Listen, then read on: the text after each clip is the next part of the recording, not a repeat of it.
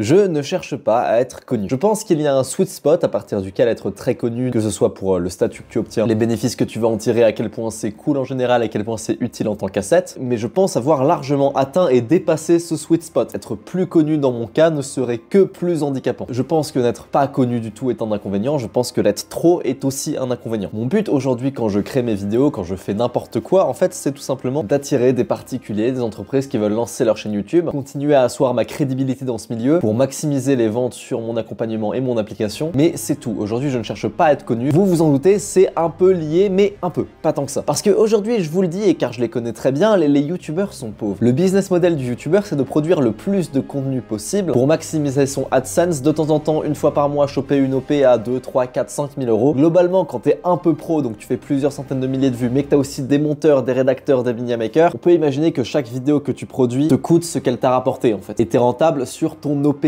du mois si t'en as une. Ce business model n'est pas terrible pour plusieurs raisons. On peut pas payer les monteurs comme par exemple des tarifs de monteurs pro. Et ceux qui veulent s'extirper un peu de ce modèle-là, donc en vendant leurs propres produits, en offrant leurs services, le font à chaque fois super mal et ça finit super mal. Souvent ils le font en assumant pas trop à moitié, donc ils font un produit pas cher, qui fait peu de ventes parce qu'ils veulent pas blinder un peu leur marketing, justement par peur de ce que leur communauté va en penser, et justement leur communauté leur chie à la gueule. Parce que leur public a été mal préparé à la vente en fait. Et c'est bien une histoire de préparation. Quand on est youtubeur et qu'on vend un produit à son audience, il faut pas le faire d'un coup. Il faut prendre le temps, plusieurs mois avant de parler de son produit. Pour ceux qui me connaissaient à l'époque de Loan LV, la big époque de Loan LV, donc quand je rushais les 100 000 abonnés à la fac, je vous parlais tout le temps de ma future vidéo payante qui allait sortir, qui allait expliquer comment gagner 100 000 abonnés en un an. Et je ne faisais que en parler, vidéo après vidéo, j'en parlais, si bien que quand elle est sortie, ça a fait un carton. Merguez Superstar, à ce moment-là, ça existait déjà. Ça avait un autre nom, ça s'appelait la guilde YouTube, c'était sur School à l'époque. Et quand en février dernier, j'ai lancé Merguez Superstar, ça a fait assez peu de ventes, je dois le dire. Ça a fait des ventes quand même, pour être honnête. On a dû faire à la première ouverture 300 ou 400 abonnements, ce qui est énorme, 25 € par mois. Pour moi, c'était suffisant pour vivre bien, pour être heureux, pour payer des restos à ma famille. Mais je m'attendais à beaucoup plus et il se trouve que les ouvertures 2 et 3, j'ai fait encore plus de ventes, alors que a priori, j'aurais pas dû en faire plus, parce que les gens qui étaient les plus susceptibles d'acheter auraient dû déjà acheter à la première ouverture. Donc la deuxième ouverture aurait fait moins que la première en temps normal et la troisième encore moins que la deuxième. Et bah il s'est passé exactement l'inverse. La dernière ouverture, la troisième, a fait un carton planétaire. Pourquoi? Parce qu'au moment où j'ai parlé de Merguez Superstar pour la première fois, c'était directement quand je voulais le vendre, quand c'était la première semaine d'ouverture. Alors oui, entre temps, je l'avais peaufiné, je l'avais amélioré. Il y avait peut-être déjà à l'époque peut-être une 5, 6, 7 conférences déjà établies, tu vois. Et pourtant, ça a un peu floppé. Genre, je m'attendais vraiment à plus parce que c'était nouveau. Les gens savaient pas ce que c'était. C'est exactement pareil quand vous voyez un youtubeur qui sort sa formation de montage vidéo. Les gens sont pas prêts, les gens sont pas renseignés. Pourquoi ce mec est crédible? Est-ce qu'il en a déjà parlé avant? Et justement, en fait, par peur de ce que les gens vont penser, parce qu'il veut pas donner cette histoire de vendeur de tapis, le youtubeur n'y va pas à fond. Genre pour son marketing, pour le teasing, il y va pas à fond, il le fait pas à fond. Et du coup, ça se retourne contre lui. S'il voulait vraiment que sa communauté le prenne bien, il faudrait beaucoup en parler en amont, avant de sortir le produit, quand il le crée, être vraiment dans une démarche d'honnêteté et les gens vont kiffer et ça fera beaucoup de ventes. C'est pour ça que la saison 3 de Merguez Superstar, on a dû faire, je sais pas, 700 inscrits peut-être, alors que c'était la troisième ouverture, donc il y avait moins de cibles potentielles, de clients potentiels. Bah c'est celle qui a le mieux marché parce qu'une fois que Merguez Superstar est sortie, dans les vidéos suivantes, j'arrêtais pas d'en parler. Là voilà la bonne méthode pour vendre un produit quand on est youtubeur, même mainstream, c'est d'en parler. Au contraire, ne pas essayer de faire ça en soum en DM, de pas trop assumer. Si, il faut assumer. Et non seulement faut assumer, mais il faut aussi assumer avant. Parce que si vous en parlez un peu, si vous êtes youtubeur, vous avez, je sais pas, 200 000 abonnés, et vous voulez vendre votre produit pour vous extirper un petit peu du business model AdSense OP qui est pas viable, vous lancez votre produit, mais vite fait, sans couille en fait. Comme vous en parlez peu. Vous laissez les autres gens autour dire la vérité sur votre produit. Comment on fait changer une image dans la tête des gens? On parle encore plus fort et on continue de parler. Il y avait une époque où des gens disaient que Merguez Superstar c'est une pyramide de Ponzi parce que tout simplement on laissait ouvert l'affiliation aux youtubeurs. Aujourd'hui on est d'accord, Merguez Superstar n'a pas cette image là, elle n'a pas cette image de pyramide de Ponzi. Mais pourquoi à votre avis? Parce que moi quand les gens disaient ça, au lieu d'essayer de me taire et d'être là à me cacher et tout, non, je parlais encore plus fort. Je disais mais vous êtes con ou quoi? J'expliquais c'était quoi le principe de parrainage, d'affiliation, j'expliquais c'était quoi une pyramide du Ponzi, j'expliquais que t'avais même pas besoin d'être dans Merguez Superstar pour leur vendre, donc pas du tout un système pyramidal. J'expliquais la différence entre multi-level marketing et marketing à un seul niveau, si bien qu'aujourd'hui si un gars dit Merguez Superstar pyramide de Ponzi, tu vois, il est con, tu vois, on se dit ça. Donc il ne faut pas arrêter de parler à cause de la critique. Ça c'est les youtubeurs donc un peu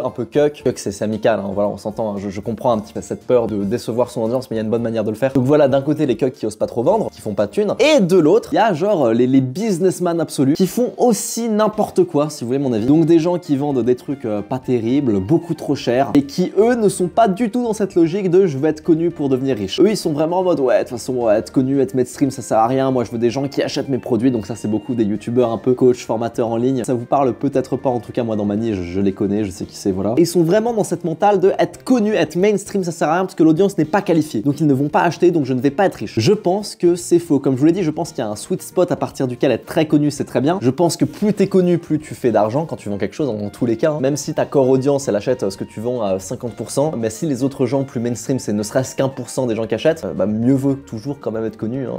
Genre même quand tu vois un petit peu dans le game des youtubeurs formateurs, le mec qui fait le plus de fric, les mecs qui font le plus de fric, c'est lesquels? C'est Marketing Mania, Stan Leloup, c'est Yomi Denzel, donc c'est les mecs mainstream en fait. Donc non, évidemment que c'est utile d'être mainstream, bien sûr que le pourcentage de gens qui achètent est plus faible, mais c'est pas inutile. Donc en gros, d'un côté, j'ai l'impression qu'on a des youtubeurs qui pensent que parce qu'ils ont une communauté, ils sont tout et ils peuvent vivre comme ils veulent. Et de l'autre côté, à l'inverse, des coachs, des formateurs qui ont très peu de vues et qui méprisent un petit peu les gros youtubeurs mainstream qui font des vues parce qu'ils pensent que ça sert à rien. Je pense que c'est un mélange des deux, honnêtement. Je pense que si tu fais des vidéos sur un vieux loom où il n'y a pas de cut et tout, genre pas de musique, pas de montage et que c'est vraiment pas agréable à regarder, tu te prives vraiment de vente, tu vois. Mais s'il y a un point d'équilibre, un endroit où la vérité existe, je pense qu'elle est quand même plus du côté des entrepreneurs, coachs, formateurs qui partent du principe qu'il faut une audience petite mais qualifiée. La vérité, c'est qu'il faut pas qu'elle soit petite. Plus ton audience est grande quand tu fais quelque chose, plus tu fais du fric, ce qui est logique. Mais, et c'est le plot twist, je pense qu'il ne faut pas créer du contenu sur des sujets mainstream. Quand on regarde une vidéo de, moi je vais prendre l'exemple de Bronol, donc un mec qui parle de Smash Bros sur YouTube, Melee à l'époque, il y a combien de gens qui regardaient les vidéos de Bronol sur les joueurs de Smash Bros et tout, qui n'avaient jamais entendu parler de Smash Bros Melee, qui n'ont jamais joué de leur vie à Smash Bros Melee parce qu'ils sont nés beaucoup trop tard, qui ont quand même regardé cette vidéo. Donc ça montre bien que c'est possible de prendre un sujet pas mainstream et de ramener des gens dessus, parce que je pense que dans tous les cas sur YouTube, peu importe le sujet de ta vidéo, peu importe ce que tu vas raconter dans ta vidéo, si la vidéo est extrêmement bien, elle fera 1 million de vues. Genre si t'as un niveau de fou en YouTube, tu peux faire une vidéo sur la pêche et sur tes poissons préférés. Si la vidéo est vraiment bien, la vidéo peut faire 1 million de vues. À partir du moment où The Great Review a fait 5 millions de vues sur Outer Wilds, tout est possible. Ce qui est faux, c'est de dire que plus je fais de vues, moins je fais de ventes. En pourcentage, c'est vrai, mais dans l'absolu, c'est faux et c'est logique. Ce qui est vrai par contre, c'est que quand je fais des vidéos qui touchent un petit peu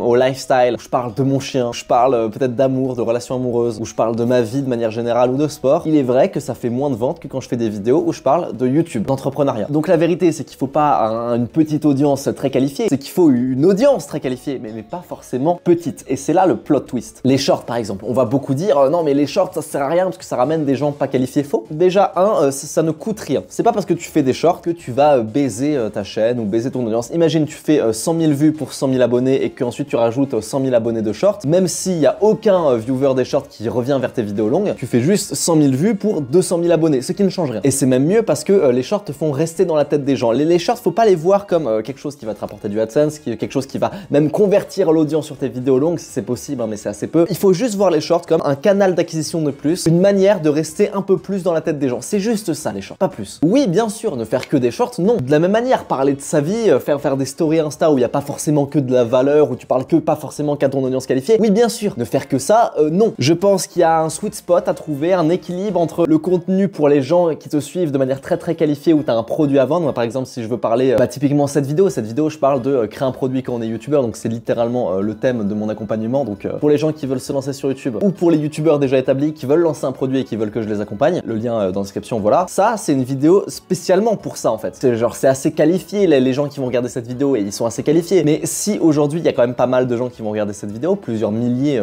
je m'en doute, peut-être 10 000, tu vois. C'est bien car à un moment, il y a un an et demi, j'ai fait des vidéos sur le NLV où c'était 6 conseils pour pécho des meufs, tu vois, je veux dire. De la même manière, je pense qu'il faut aussi, dans ces contenus gratuits, il faut aussi beaucoup offrir de valeur, tu vois, là, dans cette vidéo. Je pense que s'il y a un youtubeur qui veut lancer un produit, je l'ai beaucoup aidé sur comment il doit faire, comment il doit le marketer avant. Pourquoi il faut offrir beaucoup de valeur? Parce que c'est comme ça que je le conçois. L'information, tu la donnes gratuitement et toi, tu vends l'implémentation. Moi, c'est ce que je vends en tout cas. L'information, ça me dérange pas de la donner. Ce qu'il faut plutôt, c'est l'implémentation et c'est plutôt ça que je vends. Là, le youtubeur qui écoute un peu ce que j'ai dit et qui est en mode, waouh, il a donné un bon conseil et tout, peut-être qu'il va se dire, ah bah, c'est utile, j'ai envie de lancer mon produit. Ou même le mec qui est pas youtubeur, le mec qui veut se lancer sur YouTube, il trouve qu'il y a des bons conseils, même dans ma vidéo sur le NLV où je fais une vidéo sur les conseils pour se lancer sur YouTube, il se dit, waouh, il y a des bons conseils, bah ok, peut-être que je vais prendre un appel et je vais acheter son truc. Peut-être, tu vois. Franchement, n'hésitez pas, prenez un appel. Dans le pire des cas, vous repartirez avec d'excellents conseils. Dans le meilleur des cas, je vous accompagne. Je pense aussi que si les gens, si les coachs, formateurs, machin, sont très en mode, ouais, ça sert à rien d'être mainstream, j'ai pas envie d'être mainstream, c'est aussi qu'ils y arrivent pas d'une certaine manière. C'est compliqué de faire 100 000 vues, mine de rien, sur une vidéo, c'est très compliqué. Donc je comprends qu'ils sont en mode, non, mais ça sert à rien, ouais, lui il est connu, mais il fait pas de thunes, alors que moi j'ai une petite audience de gens qualifiés. Ouais, mais tu fais pas non plus beaucoup de thunes, tu vois ce que je veux dire? Tu pourrais en faire plus si t'étais